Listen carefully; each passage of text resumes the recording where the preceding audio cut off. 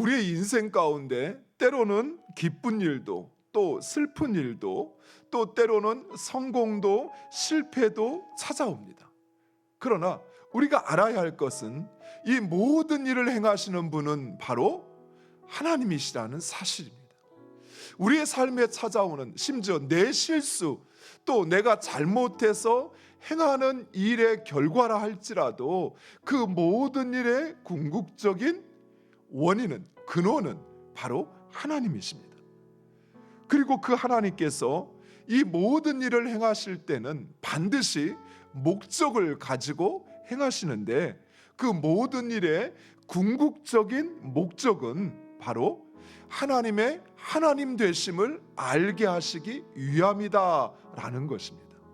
즉 우리로 하여금 우리가 믿는 그 하나님의 진정 어떤 분이신지 또 우리가 머리로만 알고 있지만 정말 그 하나님이 살아계시며 이 땅의 주관자이심을 우리로 알게 하시기를 원하신다는 것입니다.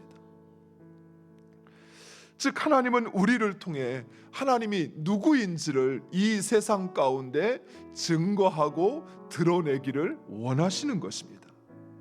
따라서 우리는 우리의 눈에 보이는 그 현실, 우리의 그 상황으로 인해서 일이 일비할 것이 아니라 하나님의 뜻을 구하고 그리고 찾아 그리고 하나님의 뜻이 이루어지도록 기도하고 순종해야 하는 것입니다.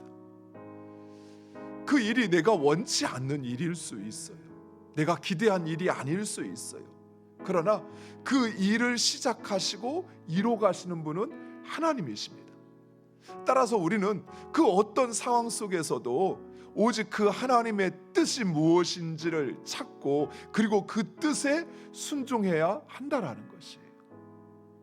물론 나의 잘못된 선택과 나의 실수로 인하여 벌어진 결과라 할지라도 과거에 내가 했던 실수에 붙잡혀서 내가 한 잘못된 선택에 붙잡혀서 나 때문에 이런 것이야 스스로 자책하고 머무르는 것이 아니라 주어진 상황 속에 하나님의 뜻이 무엇인지를 묻고 그 뜻을 쫓아 행하는 것, 그것이 하나님께서 우리에게 원하시는 것입니다. 아합이나 베나닷이나 별로 다를 바가 없습니다. 우상을 섬기고 하나님을 신뢰하지 않으며 그저 자기 자신을 또는 세상을 더 의지할 뿐입니다. 그러나 하나님은 아브라함과 다윗과의 언약을 기억하시어 아합과 그리고 이스라엘 백성들을 긍휼히 여기시는 것입니다.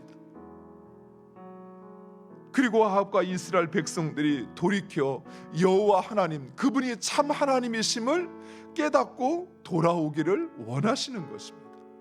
사랑하는 성도 여러분, 하나님의 백성이 세상 사람보다 때로는 더 못할 때도 있어요.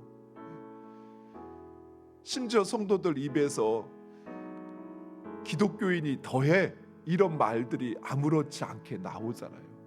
우리 눈에 보기에는 오히려 입술로는 그리스도인이라 말하지만 하는 모습을 보면 세상 사람보다 더 악할 수도 있고 오히려 세상 사람보다 못할 수도 있어요.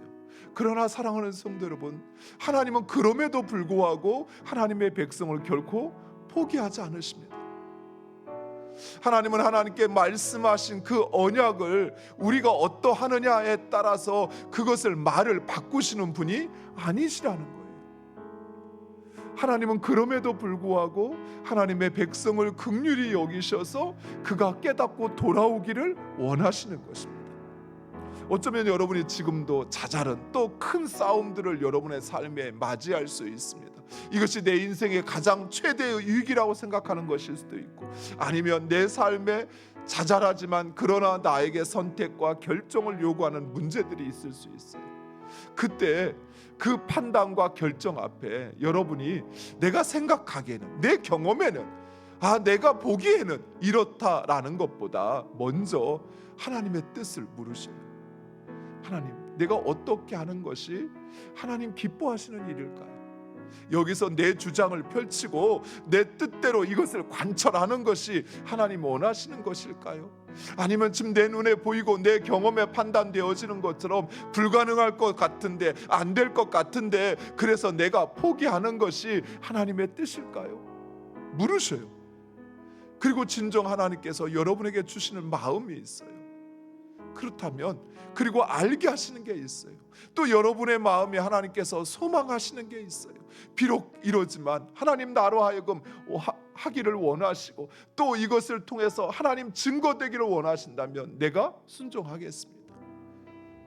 또 하나님께서 나에게 멈추라 하시면 내가 멈추겠습니다. 여러분이 순종하시면 그때부터는 하나님께서 싸우시는 것입니다.